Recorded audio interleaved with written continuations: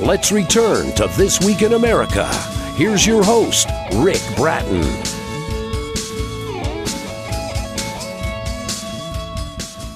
Welcome back, everybody. Coast to Coast, This Week in America. George Kolber with his brother Charles co-wrote the highly acclaimed story, Thrown Upon the World, a dramatic, true story that tells the tale of a Jewish and Chinese family, each of whom ride out World War II in Shanghai, and the twist of fate that brought the families together and then would split them apart.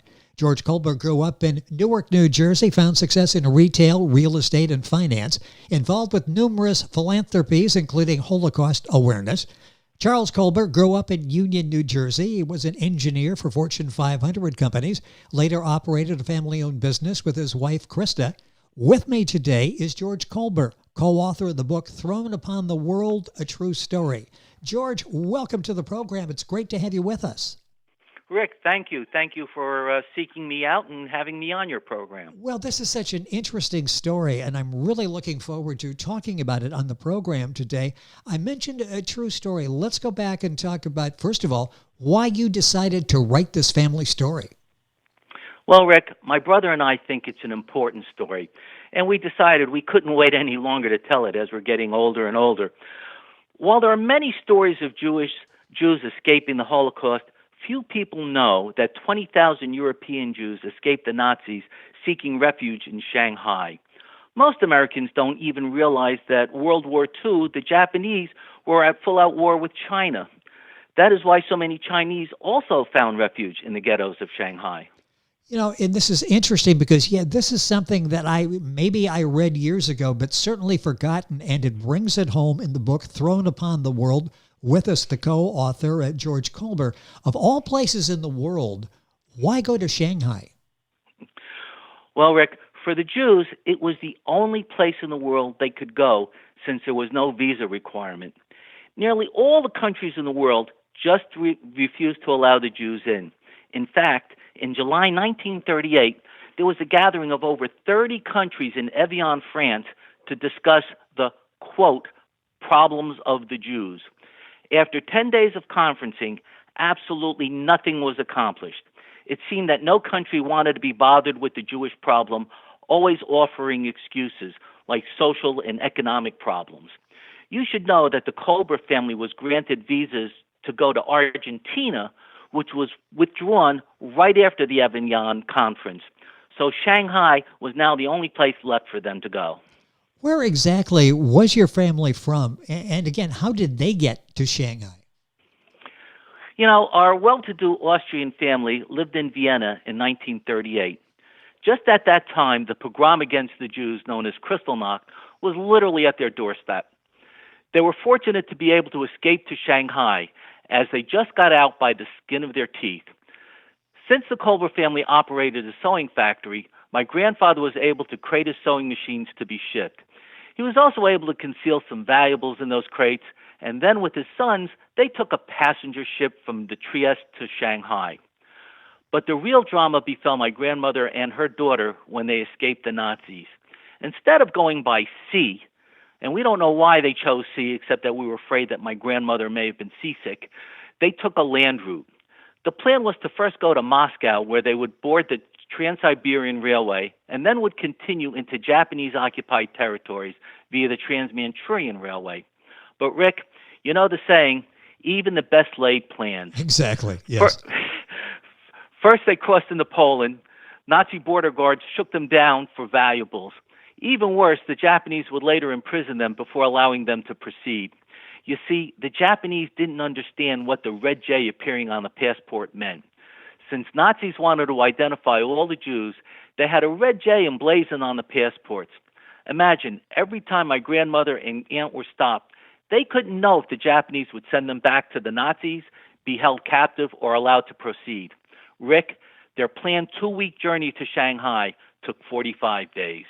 With us on the program is George Kolber. If you're Googling that to find the book, that's Kolber. You can link on by going to our website, thisweekinamerica.us. The book he co-wrote with his brother is Thrown Upon the World. Their website is thrownUponTheWorld.com. Such a fascinating story.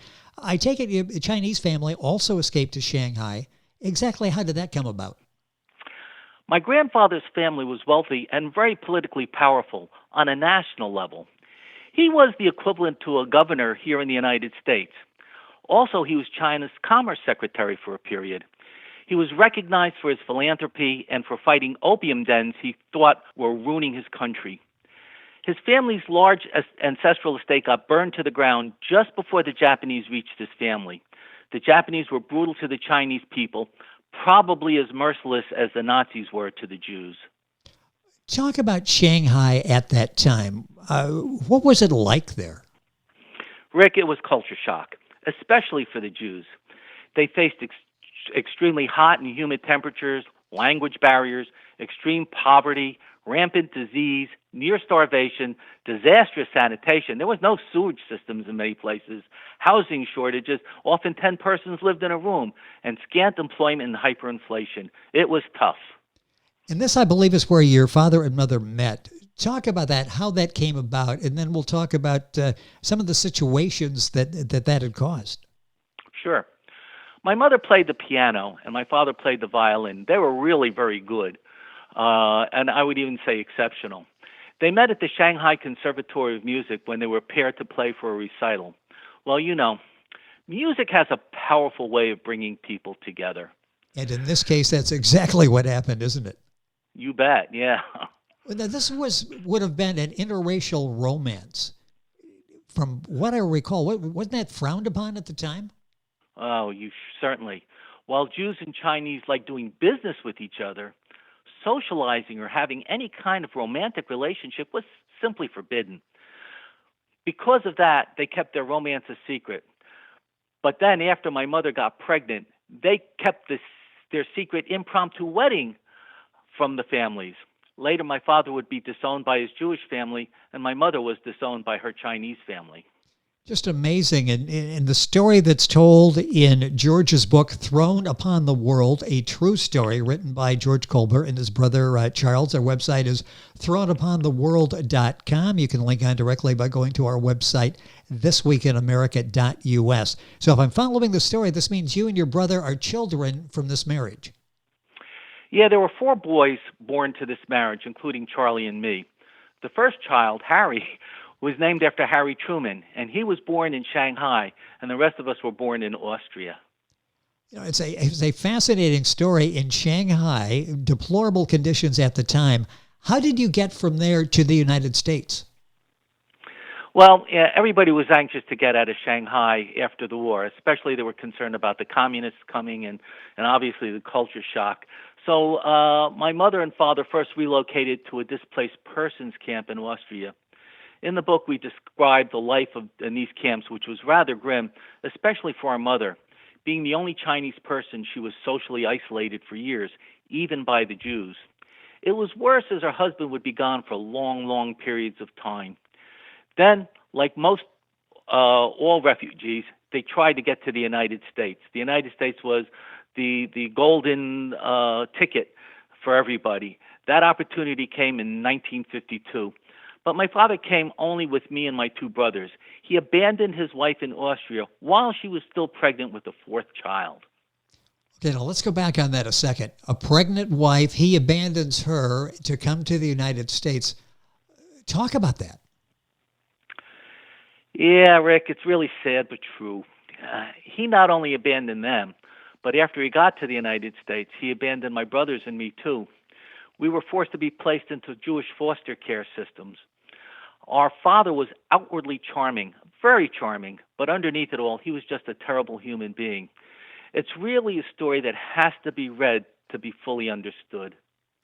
And the book is Thrown Upon the World, a true story. George Kolber, the co-author with his brother Charles, our guest on the program. Their website is thrownupon.theworld.com. Book available at Amazon, all of the usual places. Link on directly by going to our website, thisweekinamerica.us. As you're telling this story, let's talk a little bit about the research that went into this. This was a tumultuous time in history. How did you go back, do the research, and more importantly, uncover your family's history? Well, really the credit goes to Charlie. He started the process over 50 years ago, which led to our family finding family all over the world, including Israel, China, Vienna, and others, the United States, even Canada.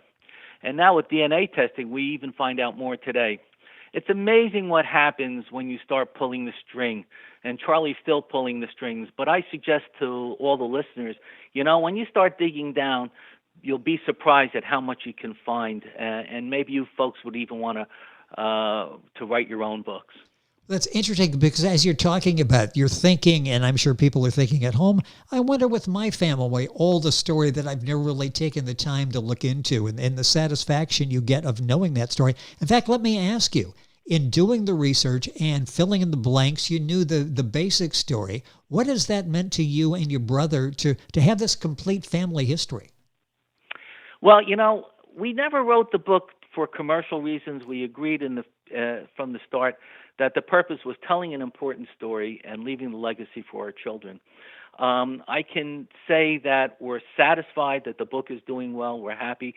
I could tell you that I get manuscripts from people who we've inspired that want to tell their stories. And I say, at least tell it, keep it, track it down, send the information, keep it for your family, because you'll be very happy at the end that you've told the story.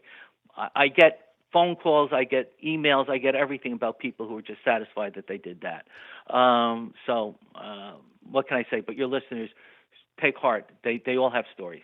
When you wrote the book and when you started doing the research, I hear so many people talk about, once I get involved in this, I thought this would be a relatively quick research project. Go back, take a look, and you find something that leads here, and then you find that will take you in a different direction. How long did it take you to write the book? Well, I'll tell you, Rick, our 1-year project took 3 years. Okay. We, it's really, we hired research people. To me, it was important that it be correct. Yes. Because if you read throughout, history is taking place in the background all the time. I don't know, is it history that drives what we do? The man make the times make the man, that kind of whole thinking. It was important that we get it correct because it was important that we understand our own story. And I am a consequence. I always say we are the consequence of history. We are the consequence of what our families do. And I think that it's important that we understand that. Many people affect your lives, and you should appreciate it and understand it. On the other hand, we must also understand that when we affect other people's lives, so other people are the consequence of our action. So it's very much important that we try to do the right thing all the time because of the consequences associated with it. What was it like working with your brother, Charles? I mean, you've got somebody who you can talk to. When you discover something, you can talk through it. What was it like working this closely with a very personal project? Well, it's interesting. We didn't grow up together as children. We were in separate foster families. We were quite a distance apart. And we saw each other from time to time. The Jewish Family Organization managed to get us together. After we started having children, after we got married and having children, we started to get together a whole lot more. But we had to raise our families. We had work to deal with. But as we got more and more absorbed in the project, I would say that it definitely brought us closer together. We're both proud of the project, and we're happy we did it. As you're reading the book, you can see it. You can see a screenplay developing because of the characters, because of the rich history involved in the story you're telling. Is there any talk about possibly doing a screenplay? There's a lot of talk. Everybody that reads the book says, "Oh, you should do a screenplay," Exactly. And I agree. Yes. I am working on it now.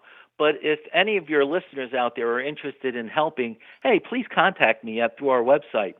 In the meantime, anyone can go and visit our website where you find an interesting 4-minute video that explains the escape to Shanghai, and there's a whole lot of other things that are going on there. So you might find the visiting it very interesting. And also, of course, there's a link to being able to buy the book. Well, yes, and it's such a really fascinating read. The fascinating characters that you learn a lot about. And a part of history, as I said, we may remember some of it, but probably not all of it. And it's important that we understand this period of time. throneUponTheWorld.com is the website. The co-author with us on the program is George Kolber. What was this like for you? And I say that you were aware of some of these things going on, but you were a child. Now you're going back with the wisdom of all the years. You're looking at stories, maybe getting a different nuance of the story now. What was this like for you? Well, it's emotional when you start, and we have collected, and we're going to put this on our website, a lot of data, some photos, some documents that we used and we researched, and we've decided that we even have a wedding certificate that took place in Shanghai that's in Chinese and stamped with a Jewish Star of David for the Jewish community. And these artifacts are very unique, but every time we look at it, you get a sense of, wow, this happened during that period of time. How extraordinary. And then I go back to say, we embrace it, we love it, and we realize again that we're the consequence of all of these things that happened. And, you're inspiring me right now. I'm going to make sure that all these artifacts that we have are going to appear on our website in the near future so people can see these documents. For example, the red J on the passport is a good example. So. Well, we'll all be richer for it by sharing that. We've got a minute or so left in this. Were there times when you were shocked, you were surprised at what you found in doing the research? Yeah, you bet. I will tell you, for example, I think the big find when we started doing the research is that my mother and father had to get married. And we found out that the reason they got married was because she was pregnant. And that was a big shock to us. And then that started, things started to unravel. We start pulling that thread. It's amazing where it leads. Amazing. And then when we discovered that my mother was hospitalized in Vienna and abandoned, I've got to tell you something. Most people here, and we've said this, if they read the book, many people end up crying at the end. It's not a happy ending for Chao Chen, and I get that information. I get letters regarding that all the time. It's an amazing story. Thrown Upon the World, a true story written by George Kolber and Charles Kolber. George is with us on the program. That's Kolber. Their website is throneUponTheWorld.com. The book, of course, is available at Amazon, the usual places. More information available, though, at their website, throneUponTheWorld.com. You can link on directly by going to our website. George, it's been a pleasure having you on the program, sharing this fascinating story. Hopefully people will pick up a copy of the book, read it, and enjoy it and learn from it as well. Thank you for being with us on the program. Thank you for having me, Rick. I really appreciate it. Well, it was a true pleasure, and I appreciate you taking the time to tell the story. Thrown Upon the World, a true story by George and Charles Kolber. ThrownUponTheWorld.com is their website. Log on directly by going to our website, thisweekinamerica.us. This Week in America is online. You can visit our website, thisweekinamerica.us. Scott Pinkerton, associate producer of This Week in America. Jay Anderson, segment producer. Ben Watson, webmaster. Otto Bechet, director of engineering and TV production. This Week in America produced and is a trademark of Blue Funk Broadcasting, LLC. For information on all of our guests and to listen to this week's show, our website again at thisweekinamerica.us. And I'm Sean Bratton, executive producer of This Week in America.